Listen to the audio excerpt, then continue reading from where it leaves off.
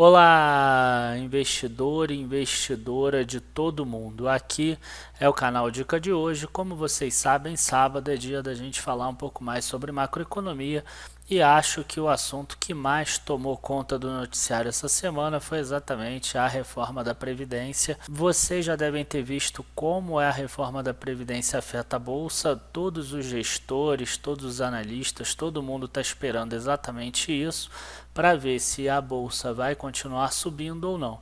Então, nada mais justo do que a gente analisar hoje exatamente essa reforma. Já lembro a vocês que esse vídeo de hoje eu vou tentar não dar minha opinião, embora em alguns momentos seja um pouco mais difícil, porque ele vai ser um vídeo mais informativo. Curtam o vídeo, se inscrevam no canal, compartilhem também com os amigos e vamos entender essa nova reforma.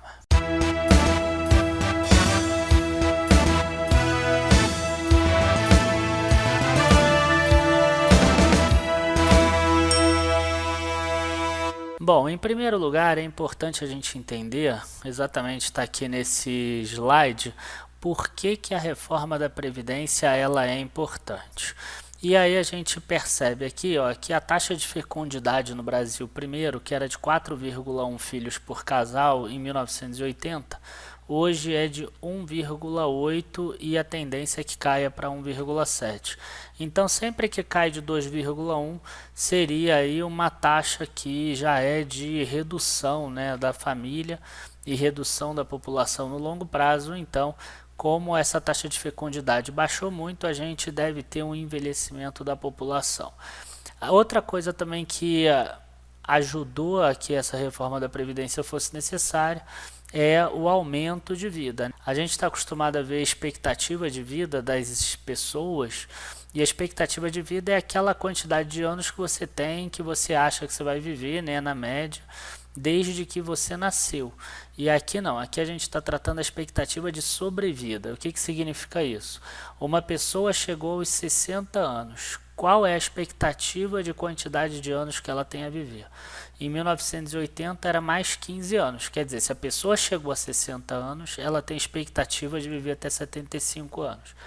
Hoje, se a pessoa chega aos 60 anos, a expectativa é que ela viva até os 82.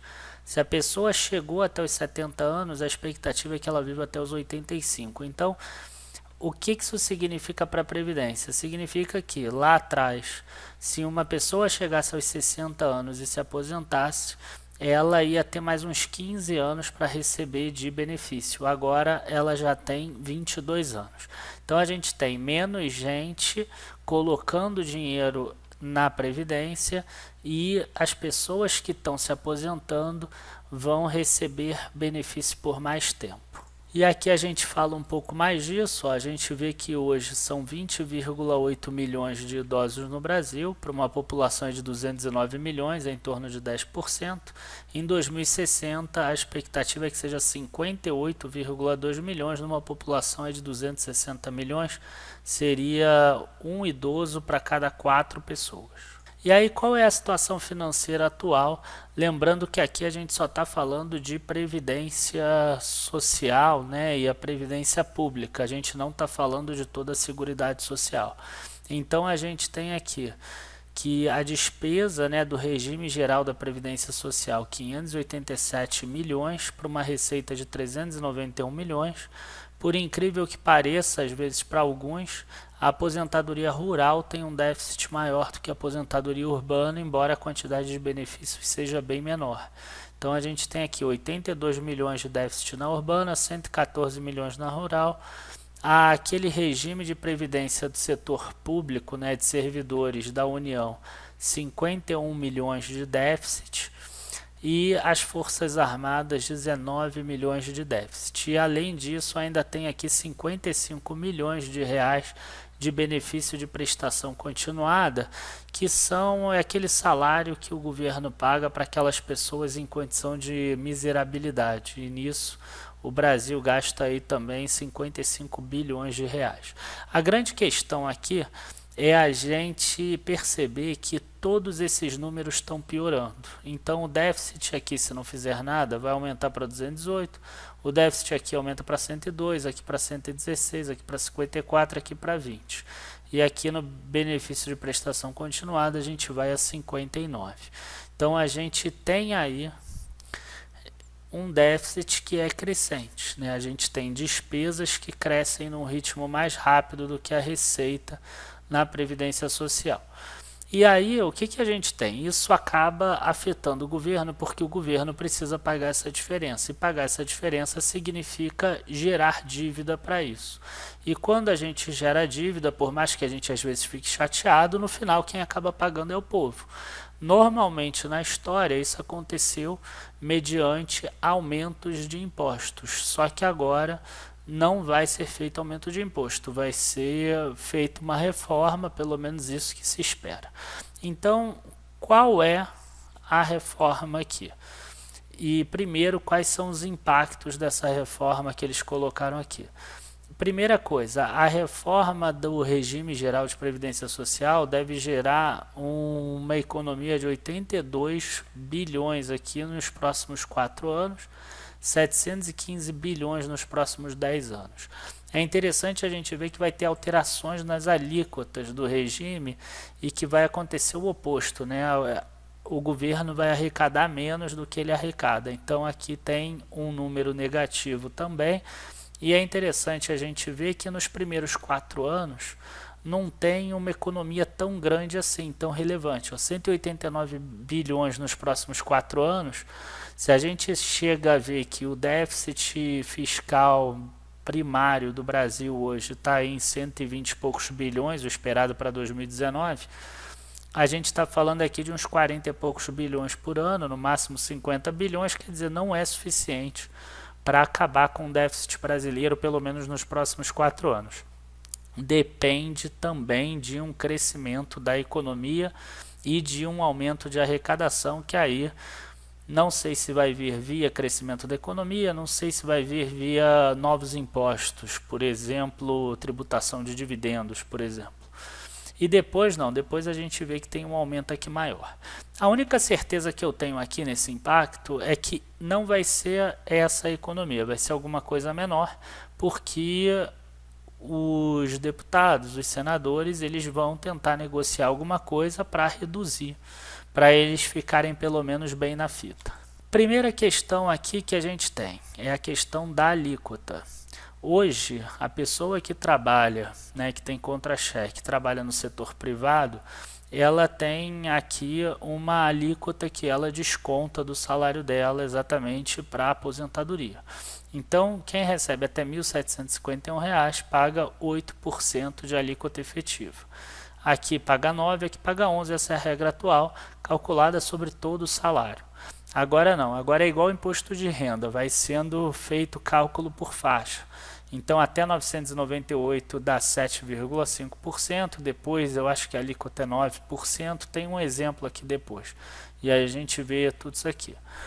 Vamos ver aqui o exemplo primeiro de quem recebe R$ 5.839,45, que é o teto do RGPS aqui, da Previdência Social, né, mais a parte dos contribuintes do setor privado. A gente vê aqui, ó, a alíquota 7,5%, depois passa para a alíquota de 9%, aqui até R$ 2.000, alíquota de 12% até R$ 3.000 e uma alíquota de 14% até o teto. Isso vai dar uma contribuição total por mês de R$ 682 contra R$ 642 de hoje, quer dizer, a alíquota efetiva fica maior. Em compensação, para quem recebe um salário de R$ 1.250, por exemplo, em vez de pagar R$ 100, vai pagar R$ 97,53. A alíquota efetiva fica aqui um pouco menor. E aí o governo mostra que quem ganha menos vai se beneficiar aí tendo um desconto menor. Quem ganha mais vai ter um desconto maior. Mas agora, se o governo tivesse colocado aqui um salário de R$ 1.700, R$ 1.800, por exemplo, essa alíquota efetiva já ficaria acima de 8%. Então, morre um pouco aí esse exemplo dele. Eles usaram um exemplo para pegar exatamente o que eles queriam. E aí aqui a gente tem o regime de previdência aí dos servidores públicos.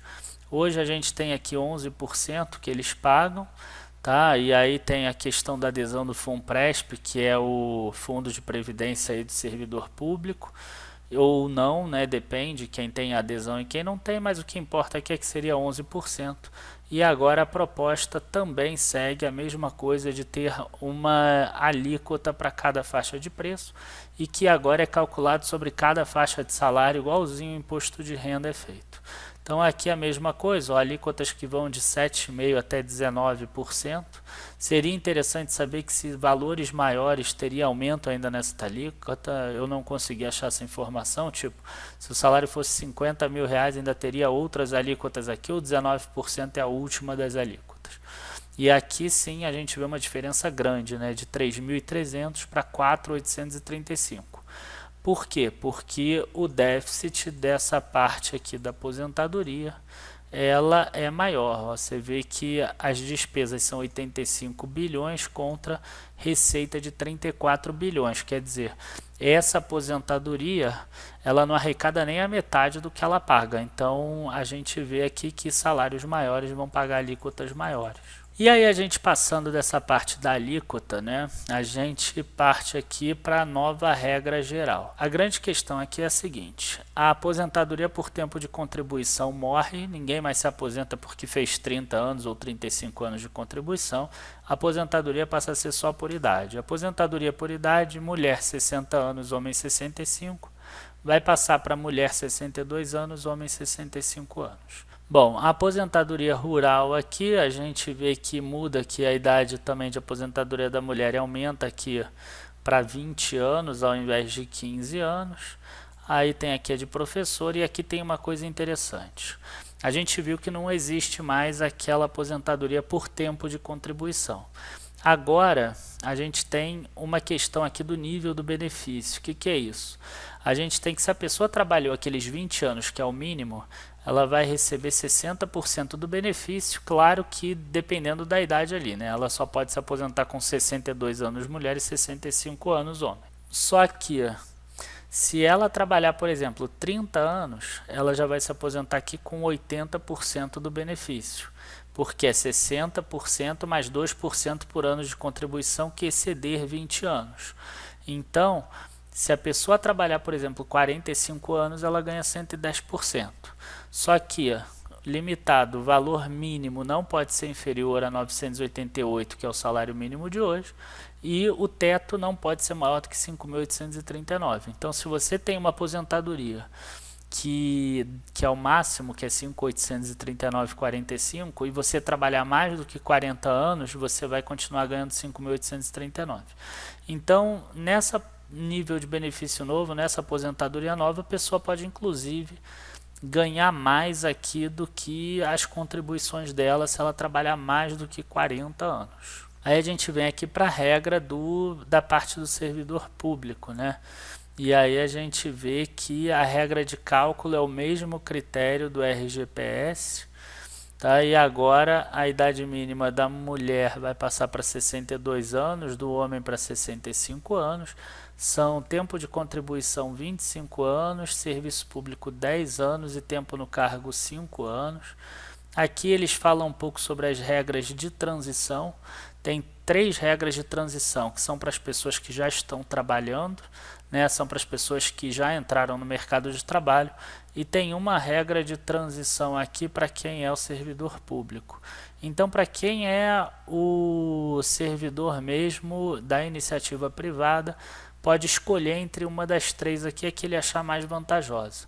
Então tem essa aqui, idade mais tempo de contribuição, que a mulher de 2019 a 2033 vai de 86 para 100. Então quer dizer, quem se aposenta em 2019, idade mais tempo de contribuição, mulher tem que dar 86, se for em 2033 tem que dar 100. Homem tem que dar 105 lá na frente. A transição do homem vai de 2019 a 2028 e depois fica parado aqui nesse período. Lembrando que tem que ter aqui um tempo de contribuição mínimo de 35 anos homem, 30 anos mulher.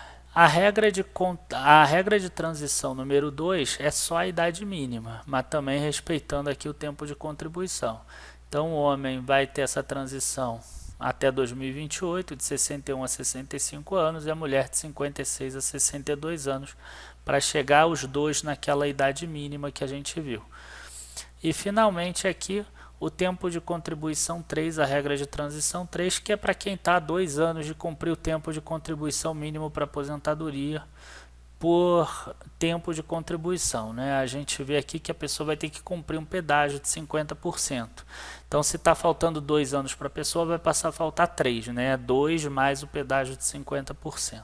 E aqui a gente vê agora do setor, né, público, né, dos servidores públicos aqui.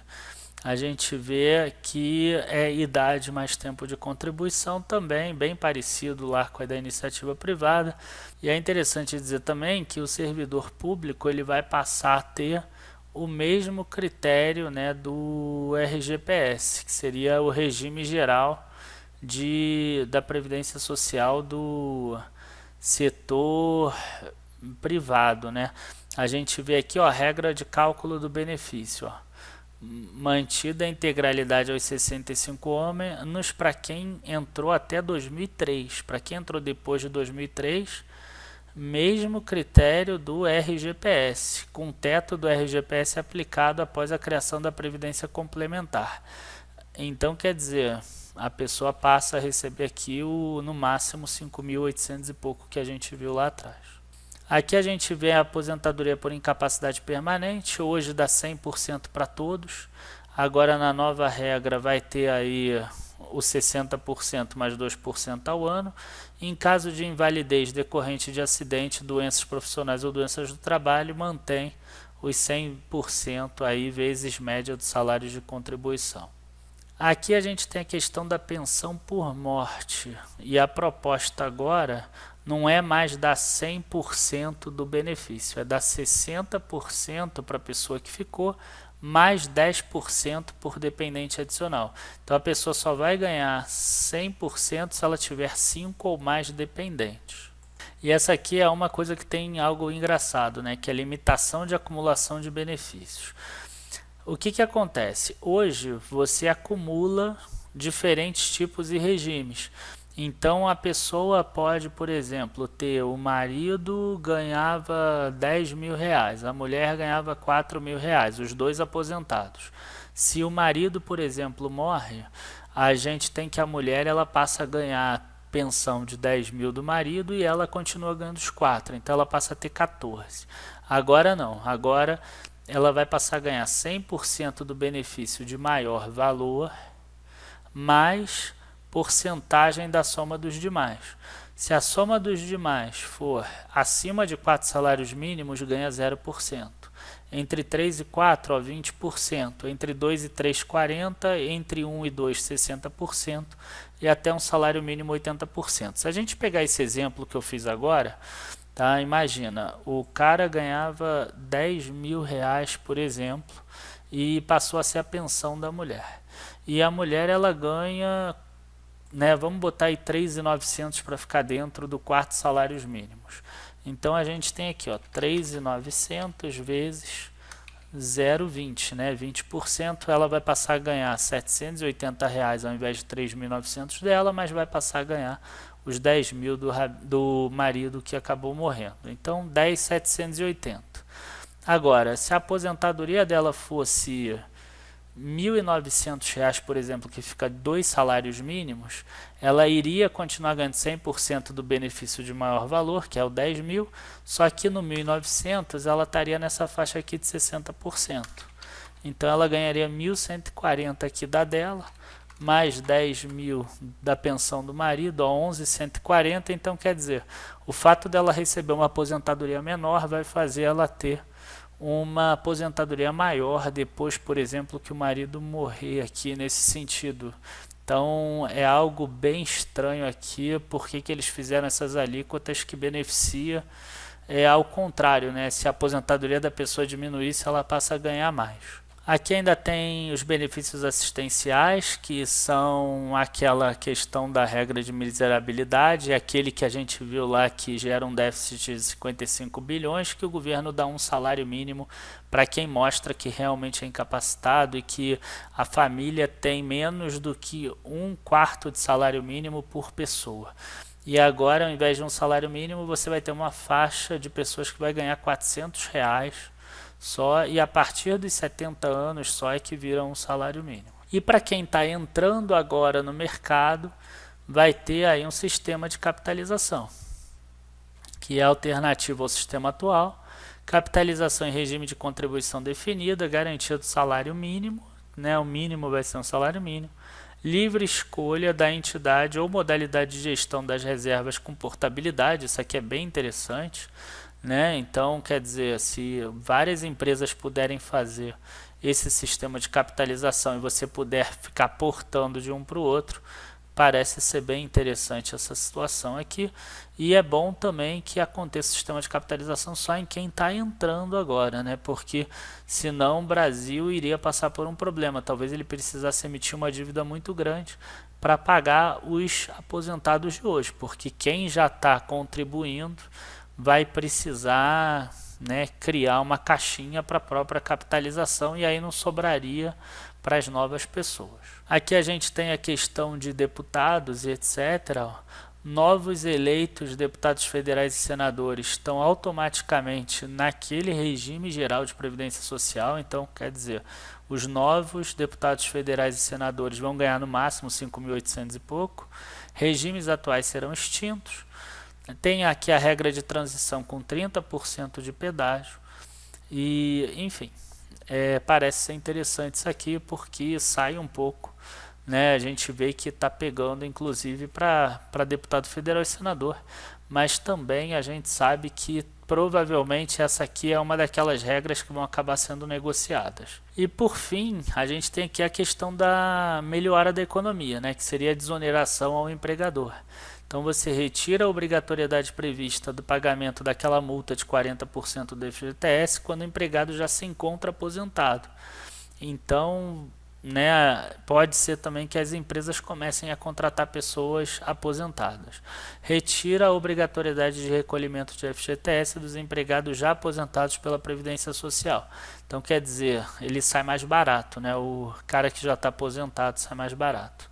Isso aqui eu também achei interessante, segregação do orçamento da Seguridade Social entre saúde, previdência e assistência, que aí acaba um pouco aquela falácia lá que a Previdência não tem déficit porque pode juntar PIS, COFINS, enfim, pode juntar vários impostos aí que são da Seguridade Social e aí você faz a conta dizendo que isso aí devia tudo pagar a Previdência e você esquece a parte da saúde. Pessoal, enfim, eu sei que ficou meio longo, são 40 slides aqui, 41 slides. A gente conseguiu falar sobre todos eles, pelo menos um pouquinho.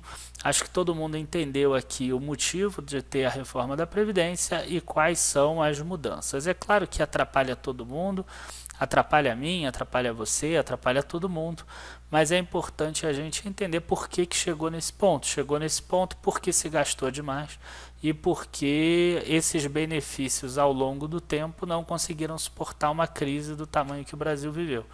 Então, o que a gente tem que fazer agora é tentar que não tenha novos problemas, né? Que tenha uma solução real aí tudo, mas na minha visão, essa solução aqui que mostraram não é uma solução que resolve o problema do Brasil.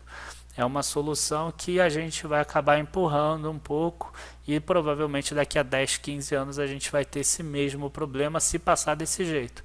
Se ainda tiver alguma negociação que diminua essa economia, talvez a gente vai ter problema já no próximo mandato ou daqui a 2 mandatos.